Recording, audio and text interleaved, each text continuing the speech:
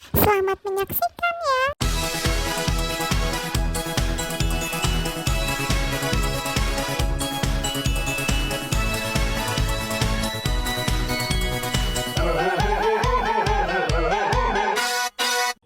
Halo semuanya, jadi di video kali ini kelompok kami akan membahas tentang manajemen kelelahan.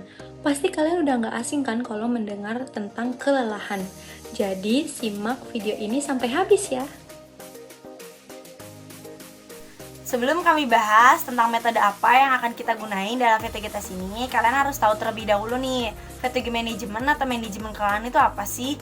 Jadi, kelelahan atau VTG adalah suatu mekanisme pelindungan tubuh agar tubuh terhindar dari kerusakan lebih lanjut, sehingga terjadi pemulihan setelah istirahat. Kelelahan juga bisa diatur secara sentral oleh otak loh.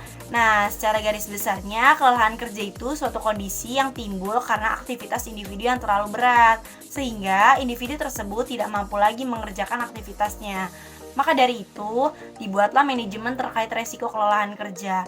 Kalau secara konseptual, manajemen kelelahan merupakan keadaan yang lebih meliputi aspek fisiologis maupun aspek psikologis dan bersifat subjektif, di mana ditandai dengan penurunan kerja fisik, perasaan lelah, penurunan motivasi, dan penurunan produktivitas kerja. Nah, dari teori yang sudah disampaikan, kalian pasti tahu dan sudah ada bayangan kan terkait VTG manajemen ini. Karena kalian sudah tahu, maka dari itu selanjutnya kami bakal bahas terkait pengukuran VTG test atau tes kelelahan yang bisa teman-teman praktikkan, yaitu pengukuran uji kelelahan dengan beberapa metode tes loh. Sebelumnya teman-teman tahu nggak bakal menggunakan pengukuran metode tes apa? Jadi teman-teman bisa memakai metode tes untuk melakukan pengukuran menggunakan Romber test, Sobriety, dan OLS test, serta reaction test. Teman-teman pasti asing kan dengan metode-metode tersebut? Jadi, yang pertama, teman-teman bisa melakukan pengukuran dengan metode Romber test. Romber test itu pengukuran dengan melakukan tes keseimbangan yang digunakan untuk menilai fungsi vestibular dan proprioceptif. Pengukurannya itu dengan melakukan beberapa jenis pemeriksaan. Yang kedua, teman-teman bisa melakukan pengukuran dengan metode Sobriety dan OLS test. Sobriety test itu pengukuran dengan melakukan tes yang biasanya untuk menilai apakah seseorang mabuk atau tidak, teman-teman. Tapi di sini kita akan melakukan metode ini untuk melakukan tes keseimbangan dengan cara pengukurannya yaitu objek praktikum akan berjalan pada garis. Kalau OLS test itu pengukuran dengan melakukan tes keseimbangan untuk menilai fungsi proprioceptif. Cara mengukurnya dengan meminta objek praktikum untuk berdiri dengan satu kaki di garis. Yang terakhir, teman-teman akan melakukan pengukuran dengan metode reaction time. Reaction time itu salah satu yang dapat dilakukan sebagai indikator pengukuran tingkat kelelahan teman-teman. Mengukurnya yang kami lakukan dengan menggunakan webreaction.io. Selanjutnya kami juga akan menjelaskan mengenai langkah-langkah dari pengukuran fatigue test menggunakan metode Romber test, Sobriety dan OLS test, serta reaction time yang bisa teman-teman praktikkan kapanpun dan dimanapun loh. Namun, ada beberapa hal yang perlu teman-teman perhatikan sebelum melakukan praktikum ini. Di antaranya, teman-teman harus mempunyai objek praktikum dan memastikan objek praktikum teman-teman baru selesai berkegiatan atau sedang berkegiatan. Selain itu, teman-teman juga perlu stopwatch dalam melakukan praktikum Romber test. Objek praktikum akan melakukan praktikum sesuai dengan pasar ini. Posisi pertama, objek praktikum harus dalam posisi berdiri dengan kedua kaki lipat dan dalam keadaan mata terbuka. Dilanjut dengan posisi yang sama namun dalam keadaan mata tertutup dengan lama durasi selama 30 detik. Untuk posisi kedua, objek praktikum harus berdiri dengan kaki kanan ke depan dan tangan kanan memegang bahu kiri dengan keadaan mata terbuka. Lalu dengan posisi yang sama namun dalam keadaan mata tertutup. Selama durasi yang dilakukan selama 30 detik. Untuk posisi terakhir, objek praktikum harus berdiri dengan kedua kaki rapat dan kedua tangan lurus ke depan dalam keadaan mata yang terbuka, selalu dengan posisi yang sama namun dalam keadaan mata tertutup dengan lama durasi yaitu 30 detik. Jika sudah melakukan kelompok tes, teman-teman sebagai praktikan harus mencatat hasil dari setiap prosedur yang sudah objek praktikum lakukan. Jika selama 30 detik objek praktikum mengalami goyangan atau tidak seimbang, maka hasilnya dapat dinyatakan sebagai positif. Namun jika tidak ada goyangan atau dapat dikatakan objek praktikum seimbang, maka hasilnya dapat dinyatakan sebagai negatif. Oke, hai. Jadi di sini aku mau ngejelasin step selanjutnya yang udah tadi jelasin sama teman aku. Nah, di step kelima ini teman-teman akan melakukan yang namanya sobriety test. Nah, pada sobriety test ini teman-teman akan berjalan mengikuti garis dan ujung kaki kiri bertemu dengan tumit di kaki kanan dan sebaliknya. Kemudian teman-teman itu harus menghitung sebanyak 9 langkah. Kemudian ketika sudah menghitung sebanyak 9 langkah ini, teman-teman akan putar balik dengan salah satu kaki kembali ke titik awal atau posisi awal. Nah, jika ditemukan tanda-tanda abnormal seperti kehilangan keseimbangan, maka tidak diperkenankan untuk bekerja ataupun melanjutkan aktivitas yang berat. Selanjutnya ada step yang keenam, yang dimana teman-teman akan melakukan yang namanya OLS test. Jadi teman-teman ini akan berdiri pada garis dan mengangkat satu kaki setinggi minimal 15 cm ya teman-teman. Nah, kedua tangan teman-teman ini harus lurus di samping badan, lalu tahan di posisi tersebut selama sekitar 20 detik. Nah, jika ditemukan tanda-tanda yang abnormal, seperti kehilangan keseimbangan ataupun lain sebagainya, maka teman-teman tidak diperkenankan untuk bekerja ataupun melanjutkan aktivitas yang berat. Nah, selanjutnya itu step yang ketujuh. Nah, step terakhir ini teman-teman akan melakukan yang namanya reaction test. Jadi di sini teman-teman akan dites nih seberapa cepat reaksi teman-teman. Jika di sini teman-teman nggak punya alat khusus seperti reaction timer, teman-teman bisa tes itu menggunakan web di reactiontest.io. Nah, teman-teman ini akan melakukan tes secara berulang sebanyak 20 kali. Dan teman-teman jangan lupa buat catat setiap hasil tesnya ya. Jadi ada 20 kali hasil tes. Oke teman-teman. Nah, itu dia step-step dari fatigue test atau tes kelelahan. Nah, kebetulan banget nih kelompok aku udah mempraktikkan fatigue test atau tes kelelahan ini.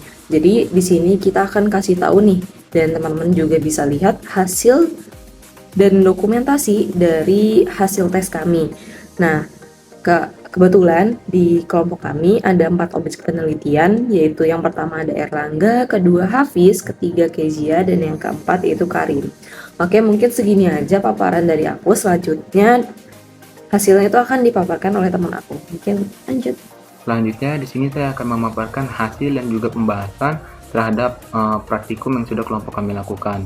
Yang pertama yaitu pada rombok tes, di mana kelompok kami melakukan objek penelitian kepada 4 orang kelompok kami, yaitu Erlangga, Hafiz, Kezia, dan juga Karim. Di mana dari hasil praktikum rombok tes ini yang sudah kelompok kami lakukan kepada objek penelitian keempat anggota kelompok kami itu memberikan hasil yang normal. Dari hasil praktikum tersebut terdeteksi bahwa objek penelitian yang kami lakukan tidak mengalami gangguan keseimbangan. Karena jenis pemeriksaan yang kelompok kami lakukan memiliki durasi waktu kurang lebih 30 detik yang menghasilkan hasil yang negatif. Walaupun salah satu objek penelitian dari kelompok kami yaitu Erlangga mengalami atau mendapatkan satu hasil jenis pemeriksaan yang positif, tetapi itu tidak membuat Erlangga terdeteksi mengalami gangguan keseimbangan. Lalu untuk tes sobriety dan all test yang kami lakukan itu sama kepada 4 kelompok kami yaitu Erlangga, Hafiz, Kezia, dan juga Karim. Objek penelitian kepada Erlangga, di mana dari hasil praktikum sobriety dan all test yang dilakukan Erlangga terdapat 2 metode tes yang terdeteksi tanda dari abnormal, yaitu saat sobriety test Erlangga mengalami posisi tubuh yang tidak seimbang atau sempoyongan, dan juga ujung kaki dan tumit Erlangga tidak mampu rapat saat melakukan tes. Hasil dari metode tes tersebut menjelaskan bahwa Erlangga tidak diperkenankan untuk bekerja terlebih dahulu karena teridentifikasi mengalami fatigo atau kelelahan. Untuk objek penelitian yang kedua yaitu kepada Hafiz.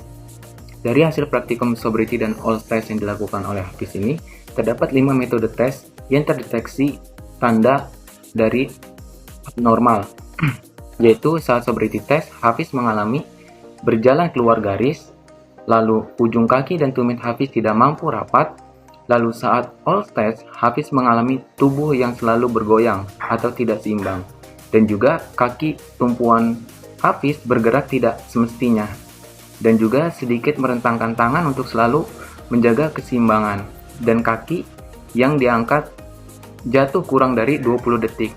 Hasil dari metode tes tersebut menjelaskan bahwa Hafiz tidak diperkenankan untuk bekerja terlebih dahulu, karena Hafiz teridentifikasi mengalami fatigo atau kelelahan. Lalu untuk objek yang ketiga yaitu kepada Kezia. Dari hasil praktikum sobriety dan all test yang dilakukan kepada Kezia, terdapat 2 metode tes yang terdeteksi tanda dari abnormal, yaitu saat sobriety test, Kezia mengalami posisi tubuh yang tidak seimbang atau sempoyongan, dan juga ujung kaki dan tumit Kezia tidak mampu rapat saat melakukan tes. Hasil dari metode tes tersebut menjelaskan bahwa Kezia tidak diperkenankan untuk bekerja terlebih dahulu karena teridentifikasi fatigo atau kelelahan. Lalu untuk objek yang keempat yaitu kepada Karim. Dari hasil praktikum sobriety dan all test yang dilakukan oleh Karim, terdapat 3 metode tes yang terdeteksi tanda dari abnormal, yaitu saat sobriety test, Karim mengalami posisi kaki yang berjalan keluar garis, lalu posisi tubuh yang tidak seimbang atau sempoyongan, dan juga ujung kaki dan tumit Karim tidak dapat rapat saat melakukan tes. Hasil dari metode tes tersebut menjelaskan bahwa Karim tidak diperkenankan untuk bekerja terlebih dahulu karena teridentifikasi mengalami fatigo atau kelelahan. Selanjutnya adalah hasil dari metode reaction test yang sudah 4 objek praktikum kelompok kami lakukan. Yang pertama adalah Erlangga. Jadi Erlangga melakukan reaction test dan menghasilkan rata-rata 551,4 milidetik, yang artinya interprestasi Erlangga masuk dalam klasifikasi kelelahan kerja sedang karena waktu reaksinya lebih dari atau sama dengan 410 milidetik dan kurang dari 500 milidetik. Yang kedua Hafiz. Untuk reaction yang Hafiz lakukan ternyata menghasilkan rata-rata 432,2 milidetik, yang artinya interprestasi Hafiz masuk dalam klasifikasi kelelahan kerja sedang karena memiliki reaksi lebih dari atau sama dengan 410 detik dan kurang dari 580 milidetik. Yang ketiga Kezia. Untuk reaction test yang Kezia lakukan ternyata menghasilkan rata-rata 501,95 milidetik, yang artinya Kezia masuk dalam klasifikasi kelelahan kerja sedang karena waktu reaksinya lebih dari atau sama dengan 410 milidetik dan kurang dari 550 milidetik. Yang terakhir Karim. Untuk reaction test yang dilakukan oleh Karim ternyata juga menghasilkan rata-rata 724 milidetik, yang artinya interprestasi Karim masuk dalam klasifikasi kelelahan kerja berat karena waktu reaksinya ternyata lebih dari atau sama dengan 550 milidetik. Jadi kesimpulan dari praktikum kelompok kami yang sudah kami lakukan dalam pengukuran dari praktikum fatigo test yang sudah kami lakukan, yaitu ada 4 objek. Yang pertama Rombeck test, sobriety test, all test, dan decision test, yang ternyata cukup efektif untuk mengatur tingkat dari kelelahan terhadap keseimbangan dan konsentrasi dalam melakukan aktivitas. Dan ternyata metode ini efektif untuk dilakukan dan juga sederhana untuk dilakukan oleh teman-teman di mana saja. Tentu saja dari keseluruhan praktikum yang kelompok kami sudah lakukan ini, ada saran untuk objek praktikum kelompok kami atau teman-teman yang sudah melakukan praktikum, yaitu jika teridentifikasi tanda abnormal dalam melakukan fatigue test, disarankan untuk tidak melakukan pekerjaan atau aktivitas yang berat terlebih dahulu, dan sangat dianjurkan untuk objek praktikum kelompok kami atau teman-teman kami untuk beristirahat dengan cukup terlebih dahulu sebelum melakukan fatigue test.